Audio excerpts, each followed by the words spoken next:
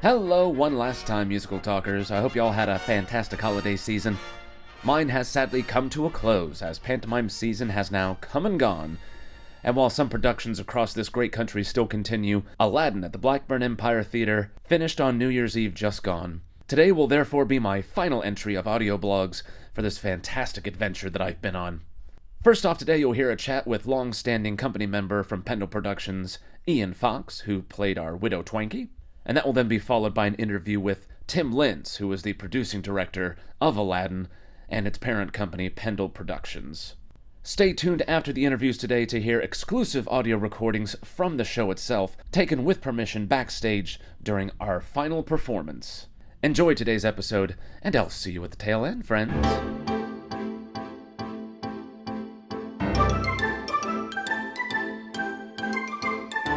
This is Ian Fox I'm talking to, ladies and gentlemen. He is our Widow Twanky. He is the dame in this pantomime, and what a dame he is. There is nothing like a dame.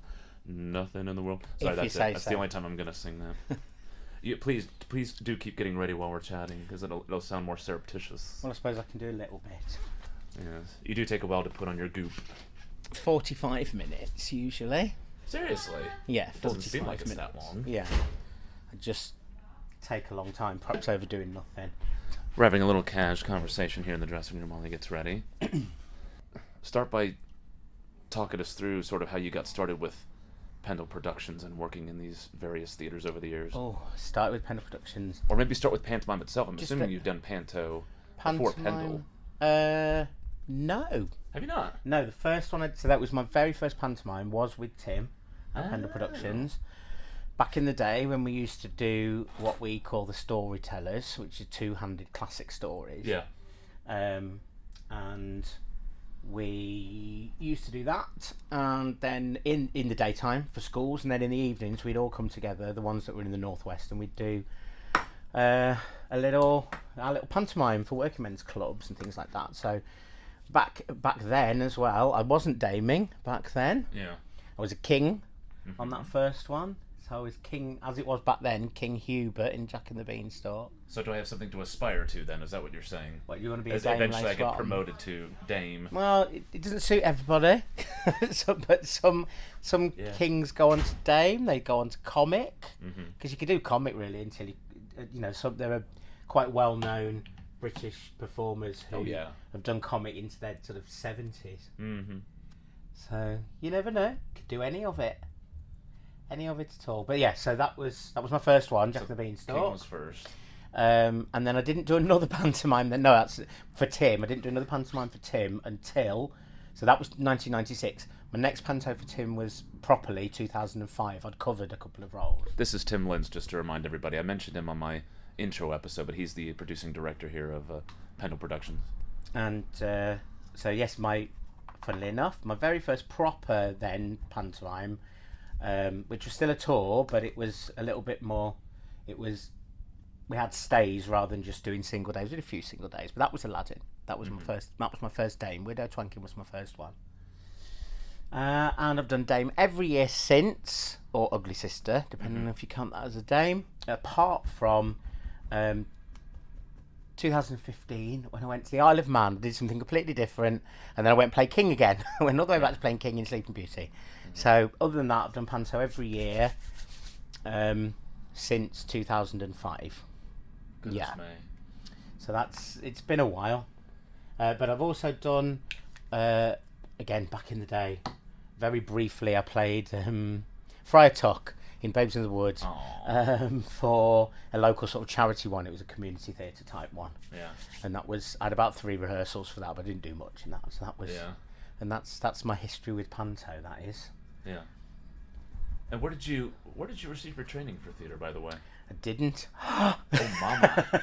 He's a natural, folks. He's a natural. I started when I was very young as a singer, and so I sang ever since I was really little. And I was with a sort of semi-professional choir when I was about 10, but we sang all over the UK, Royal Albert Hall, touring Germany and Holland. We did all that stuff, so I was a singer to start with. Went away and I trained as a musician. I did a music degree at Exeter University. switched because my main instrument was recorder, believe it or not, and I switched in my final year to vocals, and then I sort of accidentally got a job at the Edinburgh Fringe, and that was it. Yeah. What was the job at the Fringe? I did. It was a big sort of. Wasn't a student company. It was put together by a student production team from Cambridge, and I did Sweeney Todd and West Side Story. And who were you in those? West Side Story, I was Officer Krupke, and I picked that up really late. Didn't even audition for that, and they just asked me to do that. It's only a few lines. And then Sweeney Todd was on. I just did ensemble, but that ensemble's quite important in a sometimes. So that was my first Especially thing. Sweeney Todd. Yes, and then from there, I was just really lucky, really lucky that I was sort of networking a bit. Of course, this is mid to late 90s when we didn't have the internet, really. It was just starting, so you didn't really network in the same way as you do now. Right. And I was sort of involved in musical theatre fan clubs and stuff like that, and groups. And we'd literally do everything by letter and things back in the day. Well, some people still have us do that, in all honesty. And I just got in with a couple of people who were writing new musicals and stuff like that. So while I was in Edinburgh, I picked up another job doing a new musical, unpaid, but it was worth it. And we've all been there. Yeah. And then I sort of worked together with that composer of that show, worked with him for a while and did some recording for him. I've done some more stuff recently for him, which is all on YouTube, just like concept album type recordings of musicals. And then, came to Pender Productions in 1996 and been here ever since. So then how did you find picking up the pantomime style? I mean, I'm assuming you also went and saw pantomimes growing up, presumably as a child in this country. How did you sort of pick up that style? How did you pick up, because there's so many intricacies, there's so many specific things that go into these stock characters, and everybody does them differently, but there are certain expectations.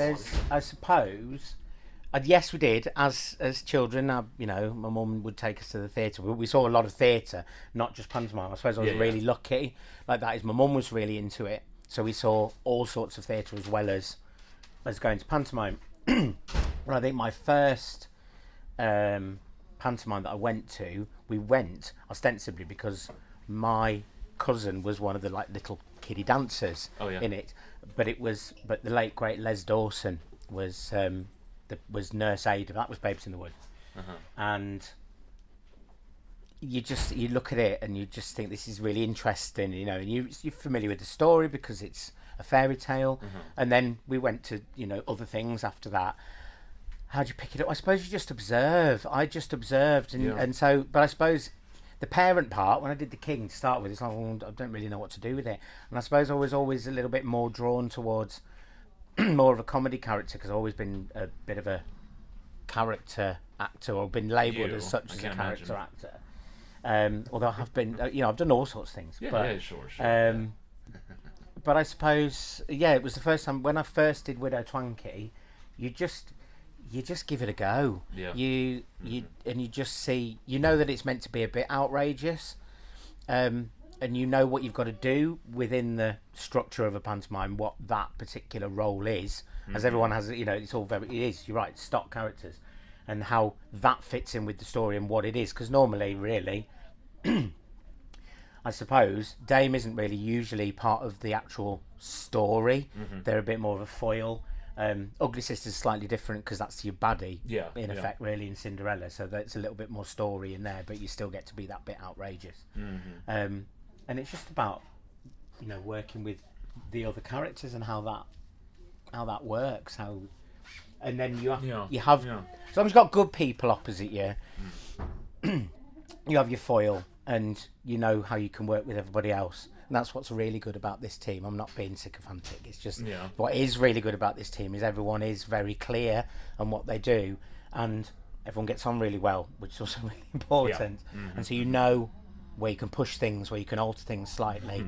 But obviously we're, as you now know, some pantos aren't like ours, and we're heavily scripted. We have a narrative that we have to follow, and we're given little bits of freedoms.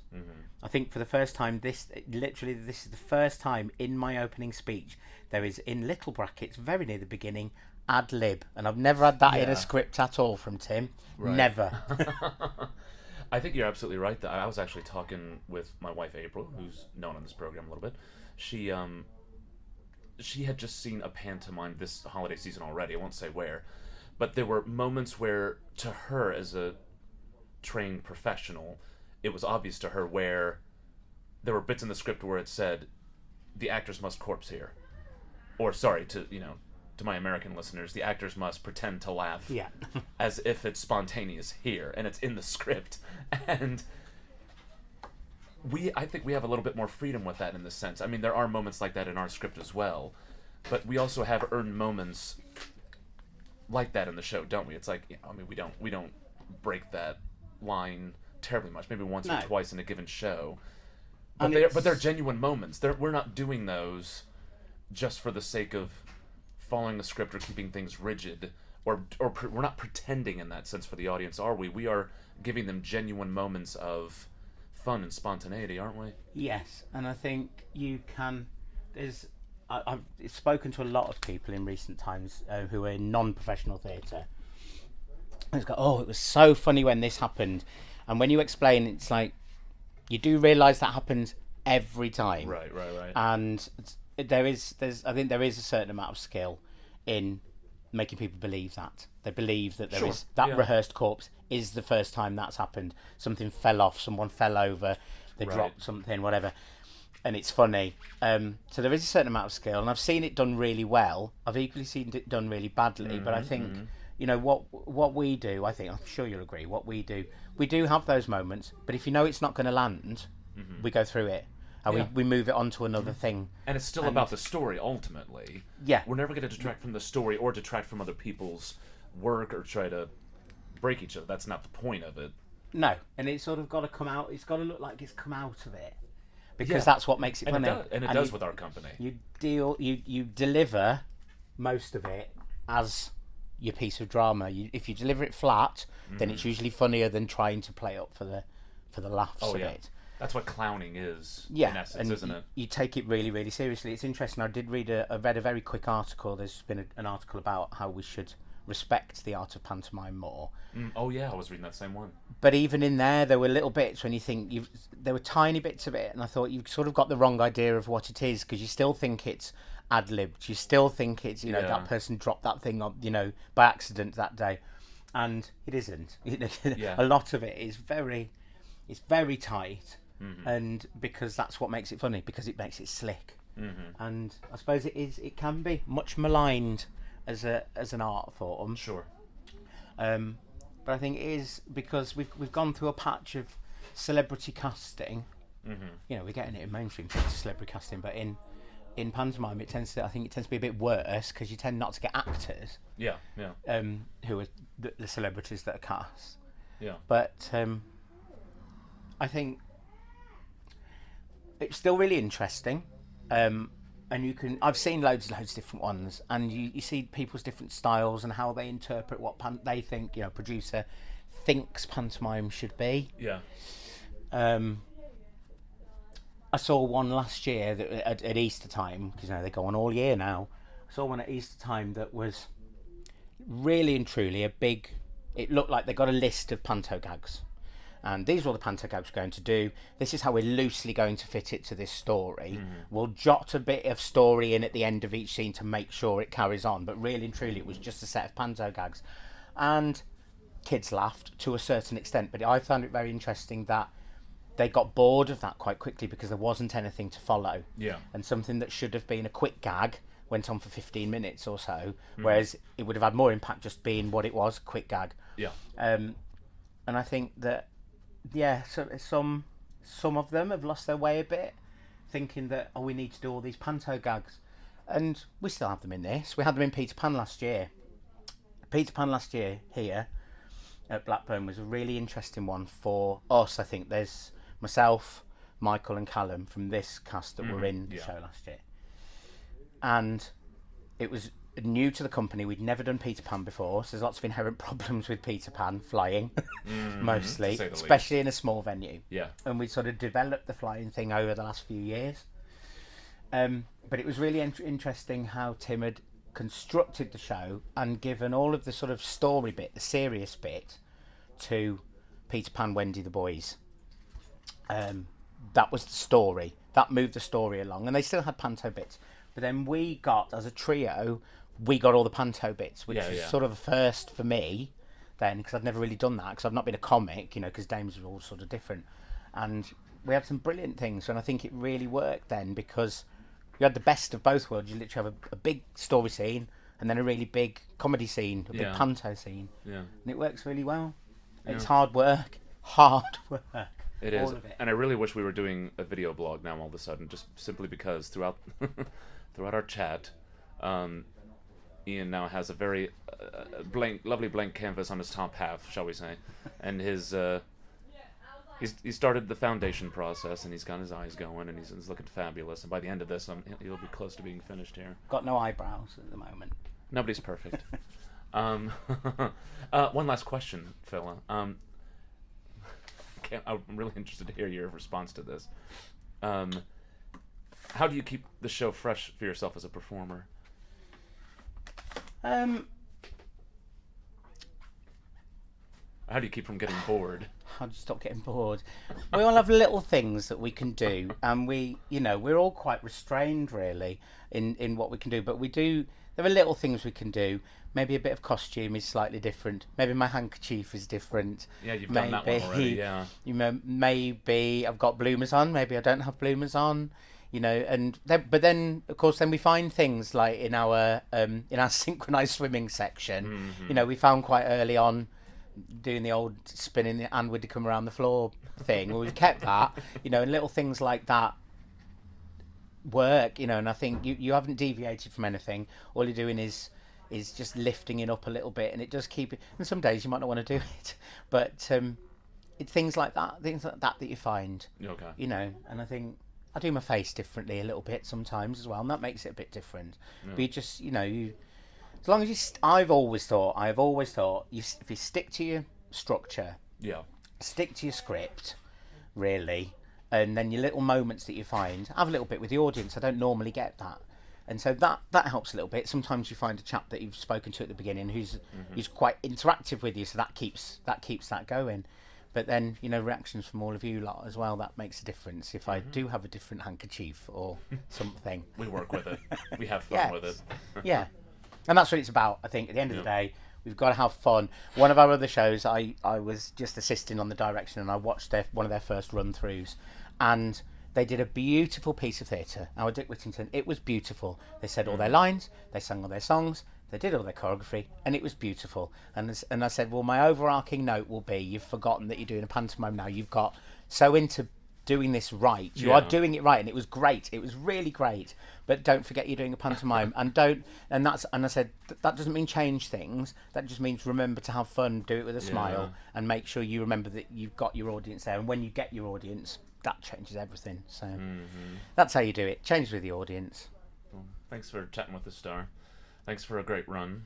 Yeah, we've still got a few to go. It's all great. Hope to work with you again on a bill sometime. I'm sure as we say back home. Yeah.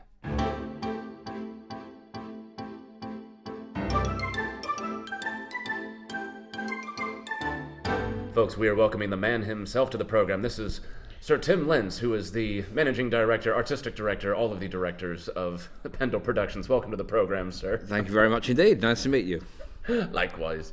And so tell us a little bit, in a nutshell, how you got this particular company up on its feet. It's had pretty good standing in this area of the country for quite a while now, hasn't it? £3.46 would be the answer to that. You know that how people ask the question, and I think it's Catch-22, isn't it? Where, or is it Catch-22, or is it? It's one of those books where everything is all about a number. Yeah, £3.46 was how it started. Ooh, okay. And look, 35 years on, I suppose it's no longer £3.46. But not after inflation. No. It was having finished university and having been out at a few theatres, rep theatres, and working around the country as a director.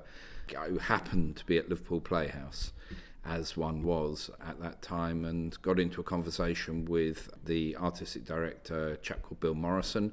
Alan Bleasdale was there, Woody Russell. It was at the time that they were doing dynamic work at the Playhouse. Sure.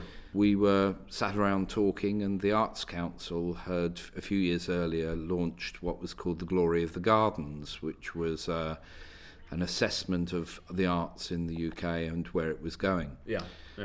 And we got discussing the Glory of the Gardens, and it came up that Liverpool was going to be having a hard time at the Playhouse financially, and I said, well, I thought theatre should pay for itself in one way or another, and I thought, we ought to expect that public support the arts in this country. Yeah.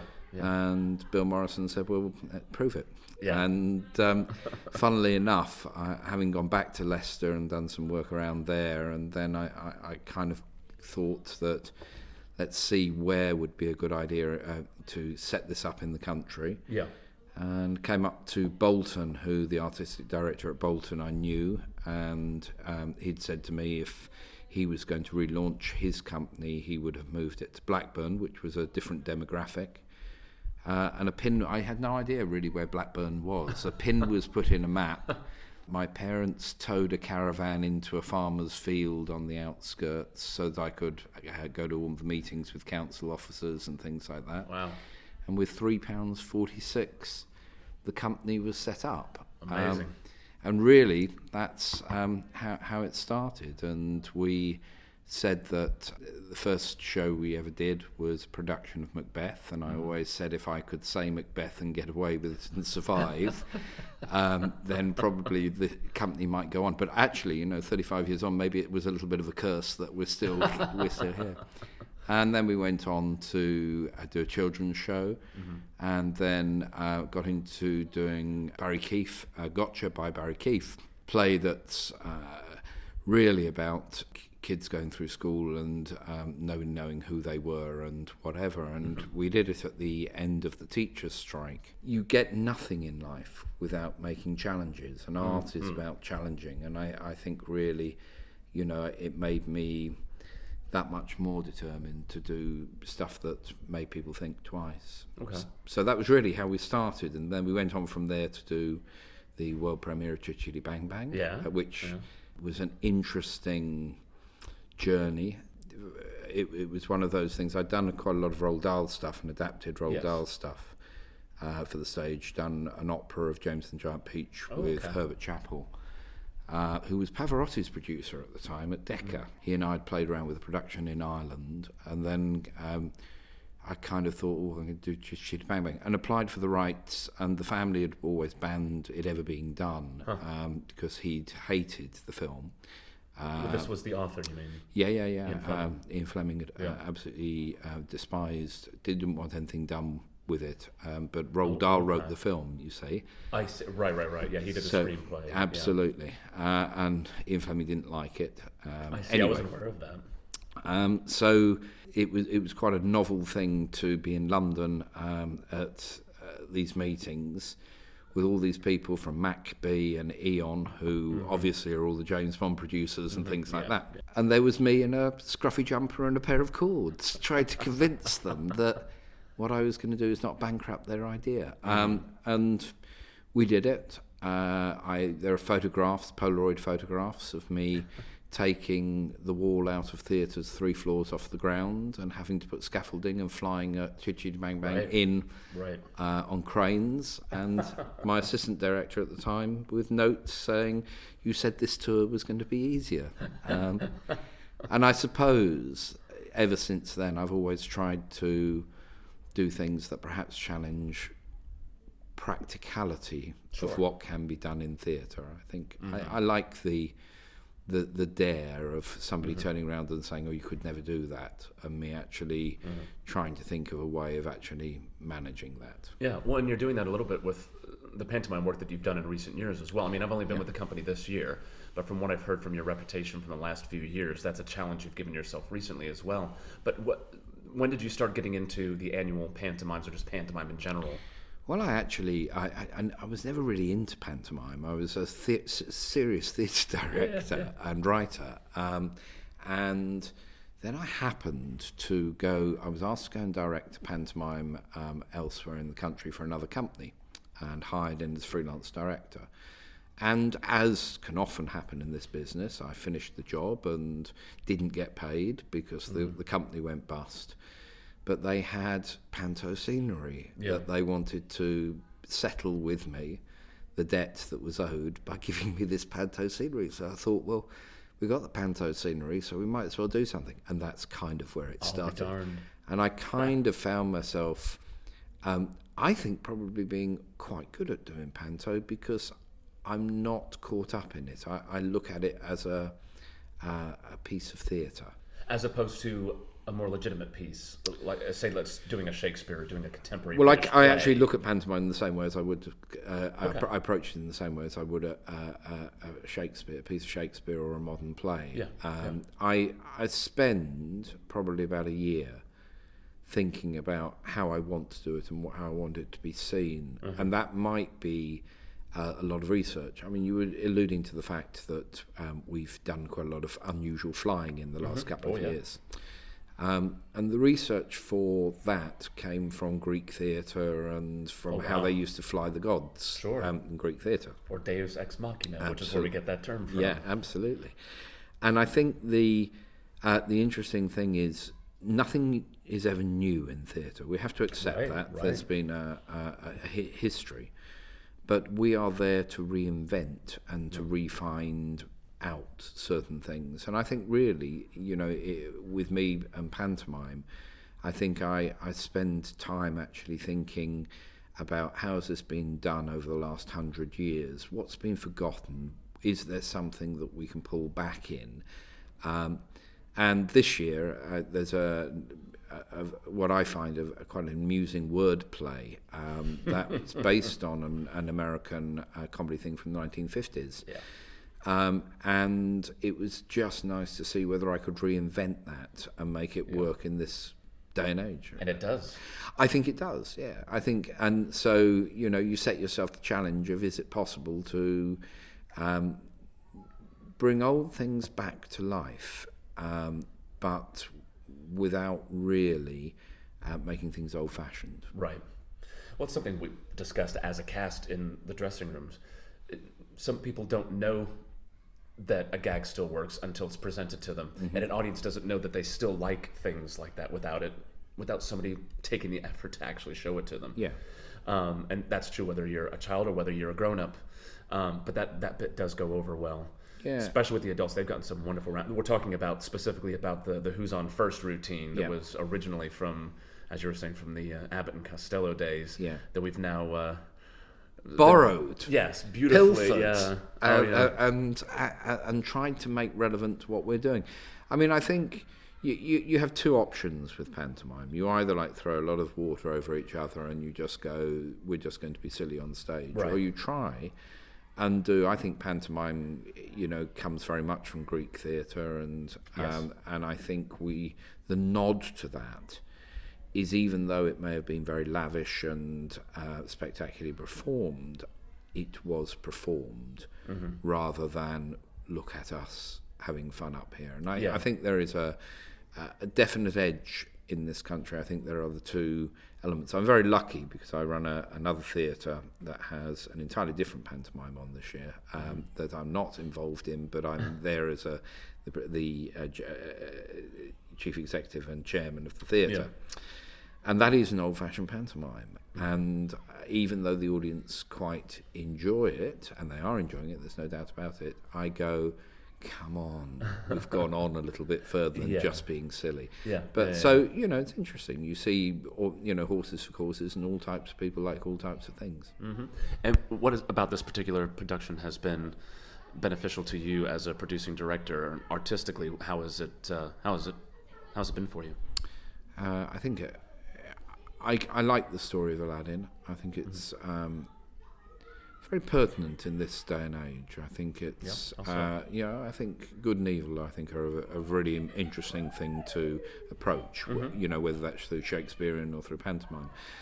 And there are clear good characters and clear evil characters in the pantomime. And I think for young people to see that, good will win out in the end if you're right and might, I think it's a very important thing. For me, I think the joy of the show is probably just watching Aladdin fly off the edge of the stage and up to the gods. It's magic. It's pure magic. Think so. Yeah. And I think it's an interesting thing to watch the audience reaction to how that happens. Yeah, and speaking of children, I can hear by the children that you will have heard surreptitiously adding their voices to this recording that we're about to start the show here in just a moment. We are. So, Tim, thank you so much for being on the program, and hopefully have you on in the future with any luck. We'll see. Lovely. Thanks very much. Bye-bye, Tim. Cheers.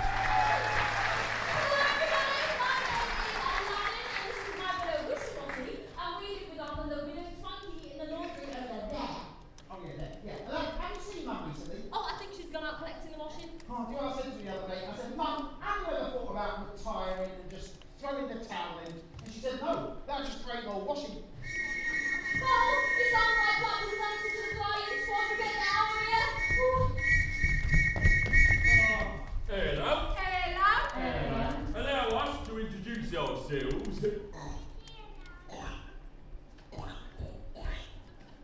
I am PC Pong. And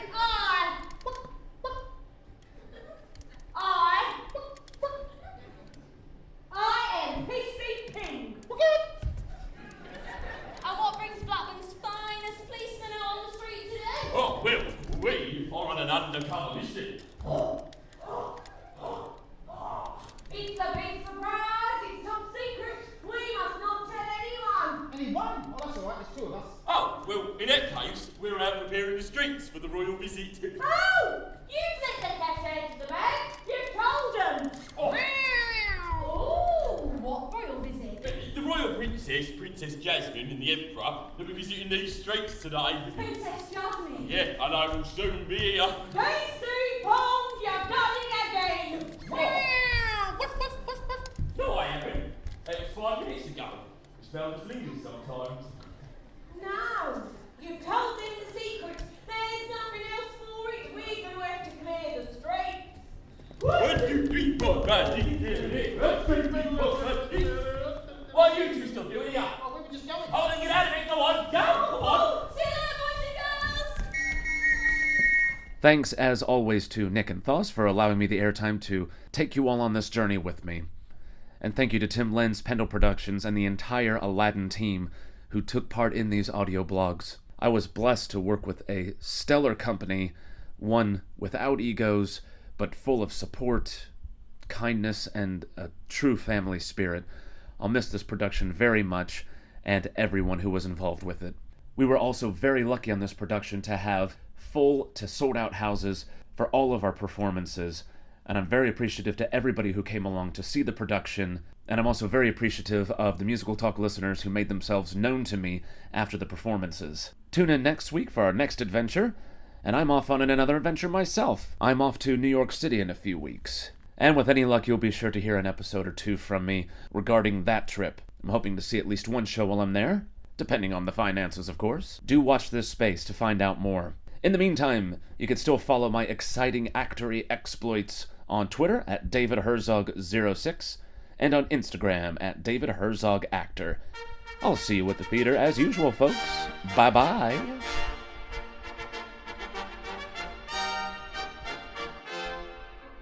This episode was presented and edited by David Herzog. Copyright Musical Talk 2020.